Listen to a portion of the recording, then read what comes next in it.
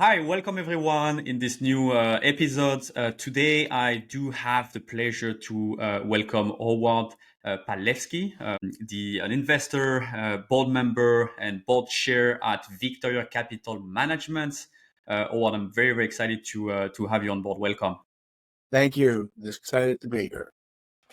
Perfect. So you have a lot of experience, feedback to share on the life science, medical device, biotech market. So I really want to get your insights. There's like definitely like a lot of questions that I want to ask you. Let's start first with if you can tell us a little bit more about like your background, like how did you become like an investor? If you can just share like a little bit more about your journey. Sure. I'm from New York City and wound up attending City College of New York and spent 2 years in the U.S. Public Health Service, then Stanford Business School, and then spent the subsequent 50 years in the medical technology business. I spent 5 years at a company called Alza Corporation in marketing and international development. Then I was CEO of a company for 19 years called Mhm. Collagen Corporation, which was one of the first venture-backed companies in medical sciences. I started there in 1978, and our two investors were Kleiner Perkins Fund Number One and IVP Fund Number One. So we were very early in the venture business. I took it public, went public, and ran it for 19 years, retired 27 years ago. And then subsequent to that, I was involved in investing, board chairs, board members, interim CEOs of a number of companies, and then joined a friend of mine and a small venture firm called Montreux Equity Partners, where we raised $500 million and deployed that in medical technology companies. And I retired from Montreux in 2016. And Yeah. since that time I've been investing our own funds and working on some not-for-profit activities and also advising a few companies. Perfect. Thank you so much for, sharing that first overview of your background. So I'm really interested into diving into like, the type of company that you've been seeing on the market. I want to understand, like first, let's talk about like, to your point of view, um, what type of companies that you've been investing in, and if you can detail, like what is a biotech to your definition, what is a medical device companies, and I want to see like your feedback on how they differ in an investment point of view. Yeah, you broke up a little bit there, so maybe I think I got the gist of your question, though. But life sciences is, I think, at least in the way I look at it, is the broad definition of medical devices, pharmaceuticals, what we all call biotechnology, maybe some healthcare services, and now, frankly, increasingly digital healthcare services, which are an increasingly important component, especially with artificial intelligence. Broadly speaking, biotech is referring to companies that are based on proteins as medications. Usually, those products are injectable, not orally delivered. They are derived from production systems which use cells, human cells, or not human cells, but animal cells, to produce various proteins, which are then purified and put into a syringe and then used by the physician. And that's fundamentally the basis of the biotech industry. The pharmaceutical business, which broadly speaking is both injectables and orals, is much older. Much of their business was due to the oral form of most drugs because that's easiest for patients to take. But increasingly, you're seeing a real fuzzy border between biotech and pharma. And in fact, if I looked at the industries now, the biotech industry is the feeder industry to the pharmaceutical industry. And most of those companies, if they're successful, wind up getting acquired before they ever sell a product. So most biotech companies today will be acquired by the large pharma or even now the larger biotech companies. Medical device companies are are as really described and make devices for mostly surgeons to use, orthopedics, ophthalmology, gynecology, general surgery, and they're usually products that are used to enhance surgery or used as implants to fix, repair, replace parts of the body that are damaged. How did you position? I mean, yourself in your experience in your investment into those different type of businesses. Can you talk on the with an investor point of view? Um, what's the difference between investing in those different business, like in terms of investment amounts, in terms of exit strategy? How does that look like? Yeah. So if we look at as I look at the biotech business, and certainly there have been great successes there, but there also have been significant numbers of failures. And the reason for it is that a startup biotech company, while it may have a platform that may be able to generate many therapeutic candidates, almost always has to rely on the first candidate that's developed from that platform. And if that product fails, there's usually not enough money left to try a second product. So the biotech world is really almost a binary outcome for any company. Either the drug succeeds or it doesn't. And if it doesn't, maybe there's some salvage value, but there's rarely enough money left to go after a second compound. So in the biotech world, you really need to have a portfolio of companies. So think of it as placing bets on many different outcomes, because you'll have a relatively high failure rate, but the successes will be spectacular. In some way, it's really the origin of the venture capital business. That's how the venture Mm. business was started. In the medical device business, the failure rate is lower, the investment required is lower, the time frame for achieving either commercialization or regulatory approval or large clinical trials is shorter, but the outcomes are smaller. So you'll have less risk, less reward, more stability in the outcomes. And over time, I would say I migrated more towards the medical device world and perhaps late stage pharmaceutical world, where there is lower risk, albeit lower reward, but a shorter time frame to liquidity. Mm.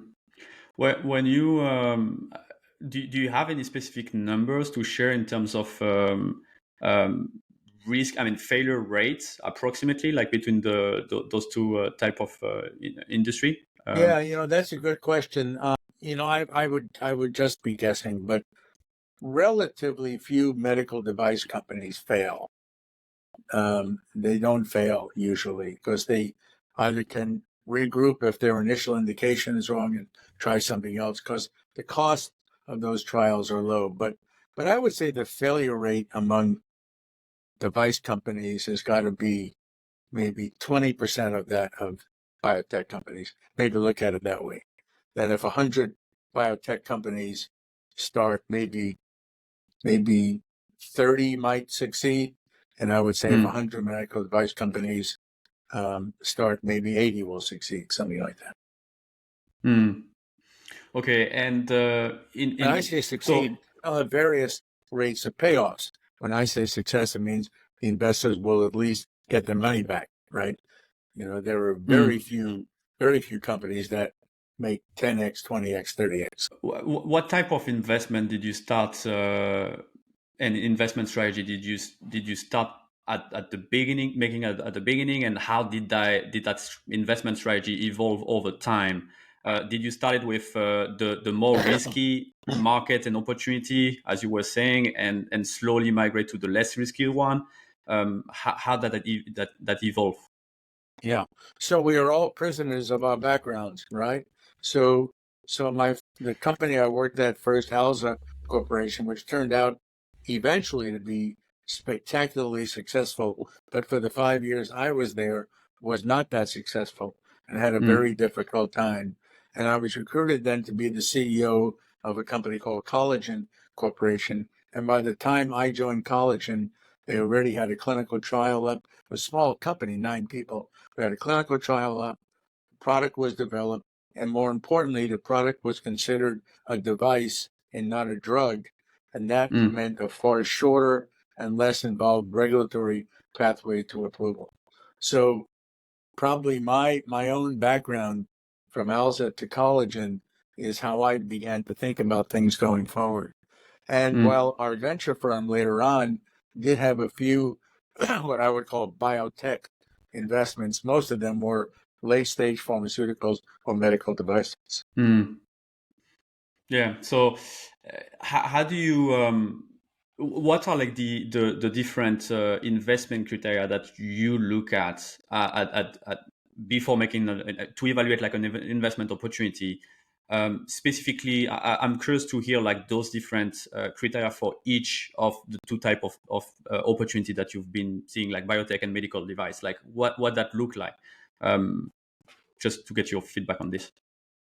Yeah, I mean, the biotech world is highly dependent upon the quality of the scientists and the quality. Mm, Usually, biotech companies are started from folks who usually in academic institutions came up with some notion of why a given compound can affect a given disease or a given outcome. There's a mechanism of action that's thought about, and then that is spun out into a company that is financed by venture firms or family offices. So the quality of that science becomes really, really important. And over mm, time, you've seen these types of companies even address relatively small markets.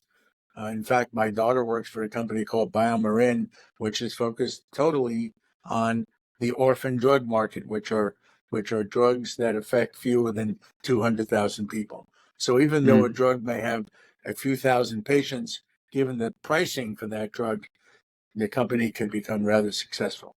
So the mm, quality of the science is really important. Secondly, the patient safety of the approach is paramount because once you have a pharmaceutical or pharmacologically active agent enter the body, you've lost control of it. The surgeon is no longer in control. The body's in control. So you really have to look for safety first. And then thirdly, you want to be able to design clinical trials which can be completed in a reasonable amount of time to get FDA approval. Now, I will tell you, having said all that, there are a number of very high quality biotech companies that were founded and raised hundreds of millions of dollars and then got sold for billions of dollars and never sold a product, never commercialized anything. In fact, in a number of cases, never even got FDA approval. Just after what is called a phase 3 study or even a large phase 2 study. So the biotech business is far more valued on the quality of the science to be able to achieve the drug in a market that's of reasonable size. While the medical device world is far more dependent upon execution of an initial product and and the markets are far more demanding of a product that is used by surgeons or implanted into the patient. So we have to really put far more effort into product design, user design, patient interface, and then mm. regulatory approval, and then reimbursement. So it's a shorter time frame for clinical trials. Usually, it's a shorter time frame for development. It's less risky from a safety perspective and more risky from a reimbursement and marketing perspective. When we talk about medical device, how does the regulation impact an investment opportunity? Meaning, like, if you are looking at class one, two, three medical device, how does that impact like your investment decision, and how does that impact your investment decision? Yeah. So I would say most of the devices that we look at now are class two, what are called 510K devices. These are devices that are either deemed substantially equivalent to a product already on the market, or what they call a de novo class two, where clinical trials are slightly larger and take slightly longer, but have the possibility of being a very unique product. And Mm, the class 3 devices have PMA, are called PMA devices mostly. And those are very large studies. My company, Collagen, was one of the first companies to do a PMA actually, approval in 1981, 43 years ago.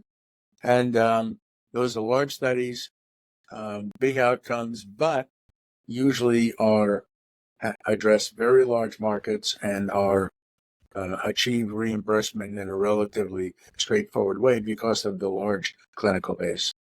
The risk for a class 2 510K device is that you can get approval with 100, 200 patients, but then the regulatory bodies or the reimbursement institutions, Medicare, private insurance, generally take a much longer time to reimburse those. Mm. What's the typical strategy that a medical device executes for their when like a first time founder for a medical device company, based on your experience, what's the strategy that the exit strategy that they tend to deploy? Do they try to exit before regulation, after regulation? What did you see so far? Almost all medical device companies that are new companies exit after they receive FDA approval. Almost Okay. all, except if On it's the a PMA, except if it's a big clinical trial for a PMA study, and that could exit before approval, but after the completion of the trial. Hmm. And on the biotech side, what did you see? All over the place. I mean, you see sometimes if the science is so profound or the patent situation is so profound or the quality of the scientists are so extraordinary, you can see biotech companies exit at phase, even after a big phase 1 trial, especially in the cancer field. If you have Hmm. products that can deal with cancer, those companies can exit much earlier. Mm.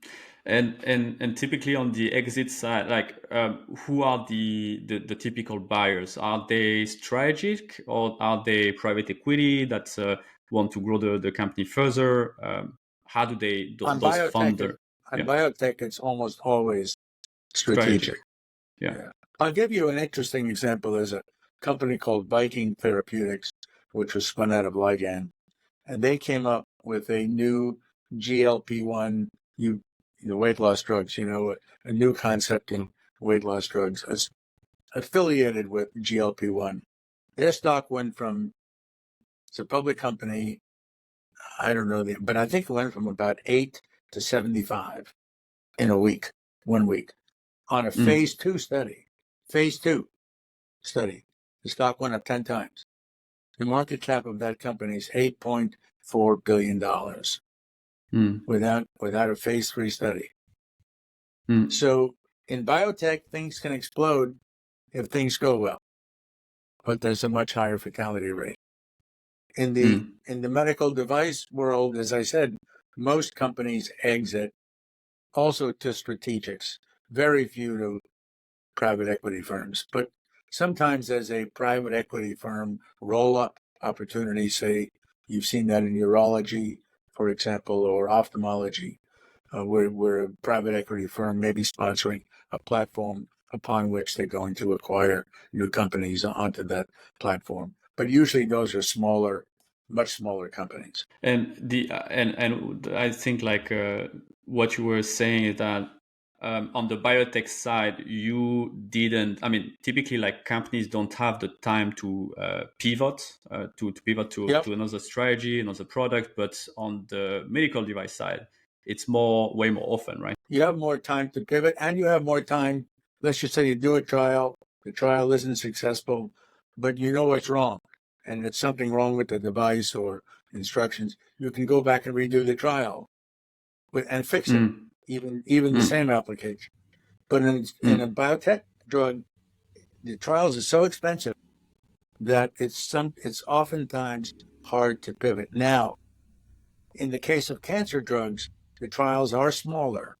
So in the case of cancer drugs, sometimes you see biotech companies pivoting to another drug from the same platform or to a totally other system. Did you see IPOs out of the different companies that you followed, whether like on medical device or biotech? Oh, sure. Yeah, we saw many IPOs. Pharmaceutical companies. Um, we saw, and these were later stage pharmaceutical companies. We saw an IPO in recent IPO in a company called Pulmonx, a recent IPO in another company. But most of them are acquired by strategics. Glaukos Mm. is the other one I was thinking. A company called Glaukos, SI Bone, Pulmonx. These are all medical device companies that we were investors that went public that are still publicly traded. But we also sold a number of companies. We just recently sold a pharmaceutical distribution company to a Swiss company called Asino. We sold a small biotech company to Merck many years ago. There was a company called Orexogen, whose product was sold. A company that I was involved with, Neurogesics, went public and then was sold. So a number of different steps. But most of the drug companies or biotech companies are sold to strategics. Very Can few of can them become big enough on their own to support being a large business. mm.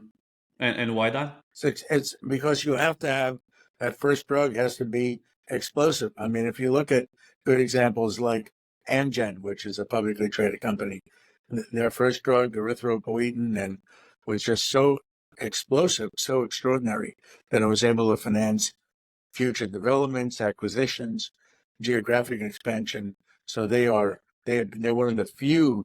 Biogen is another one of the few biotech companies that have really grown to become major.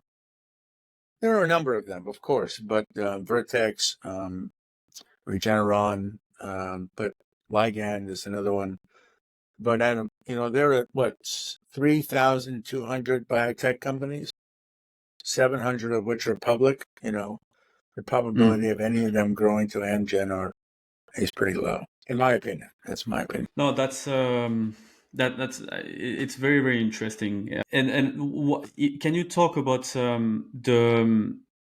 the multiples that we typically see depending on the type of companies, whether it's a biotech or medical device during an exit? And maybe I'm interested to just if you can share your feedback on typically what you see when you were saying that having like a private equity investing on your company is rare, but does like, and you see like more often like strategic investors to actually to invest and buy out like your business. What type of multiple do you see in both cases for biotech and for medical device? Boy, well, biotech, the multiple is not all that useful because there's rarely revenues and certainly Okay. no profits. Yeah. So I would say that's going to be based on the expected market that the drug uh, addresses as in the hands of the larger strategic buyer. So if you have a drug that a strategic buyer says, gee, in 3 years, this could be $1 billion drug that earns 30% pre-tax, they'll discount that back, take a multiple and value it that way. But on the device side, you oftentimes see device companies get sold after they're commercial, Mm. commercial, and for a smaller device company, you rarely see multiples below 10 times sales. Mm. 10 times sales. Sometimes it can be higher than that, but 10 times sales would be a reasonable multiple for a smaller biotech company.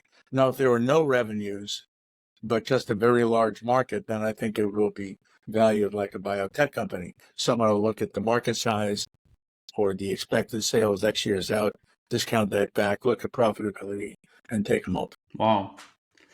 Well, that's yeah, that's really insightful. What would be your recommendation to founders for a medical device company, like starting from the start, from the idea? what should be like the fundraising process, where to get like the first round, what to do next. Just if you can share your feedback. Yeah. So I think the important thing in medical device funding is to show proof of principle, hopefully in a human, but perhaps certainly in an animal. And usually the money raised for that type of activity is either from government grants. We have these small business grants. We have Defense Department grants. We have ARPA-H grants. There are a number of grants. That takes a while. So most of these companies are started with, say, $500,000 or $1 million raised from friends or families or other angel investment groups. Very, Mm, very few device companies are raised with institutional money. There are a number of serial device entrepreneurs, a guy named Fred Mall, for example, who started Intuitive Surgical, or one of my business partners, Rodney Perkins, who I think are so well known and so successful that they could generate institutional support for an idea. But it's rare. mm, It's quite rare. Usually friends and family, and you're going to have to demonstrate with some prototype or some early manifestation of the device, some efficacy and safety in the human, mm. and that'll probably take a year or two to have. Then the next steps is like once you arrive and to reach that milestone, that's where you are able to go to see institutional. Perhaps, or then there's this whole thing called seed and pre-seed and Series A and all that stuff, and those are all relatively new terms. I would say that if you have some human proof of concept data and a good patent and a good team and reasonable safety data, then you could go to an institution. Yes. Okay. And what's the so you mentioned like first stage, whether it's seed or not, pre-seed, whatever. Uh, let's say you manage to raise $1 million for that first milestone. Yep. What's the typical fundraising and investment amount from institutional at the second stage? It'll be dependent upon the business plan, but somewhere between 5 and 15 million. Let's just Okay. say the second stage will be get the device going and do 100 patients. Maybe that's 5 million. But if the device is pretty well ready and you want to finance the pivotal clinical trial, maybe that'll be closer to 15. So it depends where you are after that seed round. Hmm. So the investments in order to go through the regulation is really made like on the Series A with those institutional, right? Correct. Yeah, yeah, that's correct. Yeah. But what's remarkable, for example, we were investors in a company called Glaukos, which is a highly successful company in the ophthalmology field. I think certainly their revenues are in excess of several $100 million, maybe. They're still not profitable. And their market Hmm. cap is over $2 billion. So these things get pricey pretty fast if the products are unique, if the sales growth is fast. Even if you're investing a lot in sales infrastructure, the market will be tolerant of that kind of loss making if the product is rapidly getting adopted, and if your cost of goods, the cost to manufacture the goods are shrinking. So those would be the other dynamics. Company called Procept, which I was peripherally involved with. It's a company that has maybe 100 million in sales, $2 billion market cap. So these are things can get pretty pricey on a device company if there's rapidly growing revenue, even if they're not profitable. Hmm.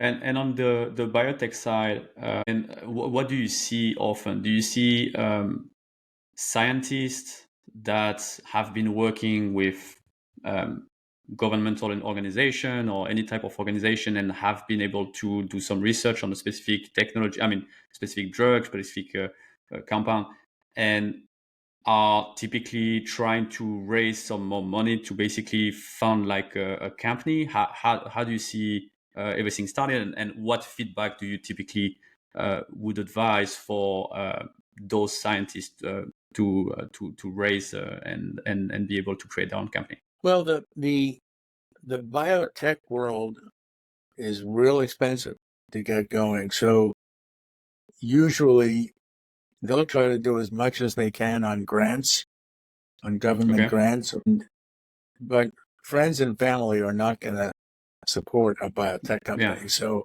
that's why the quality of the team, the early investments in patents are really important. Um, Early investments in animal studies are really important because you'll see Series A. You don't even see seed rounds in biotech. Series A of $50 million, $100 million. So because they're Mm. expensive, and those studies are expensive. So biotech companies are much more heavily capitalized than device companies. Mm. So the first round that the company will do will be like a 50 million round, you think, in general? Could be, yeah, Yeah. could be. Pretty impressive. You might have a $3 or $4 million round to set up a laboratory and do some experiments, but it's going to go rapidly to 25 to $100 million. Yeah. Yeah, so it's really important to so the main criteria for the investment is really like the time that the team has been spending like researching that technology, that process, and the different patent that they've been making it. That's the track record that they have, right? Which is really important to Exactly. investment.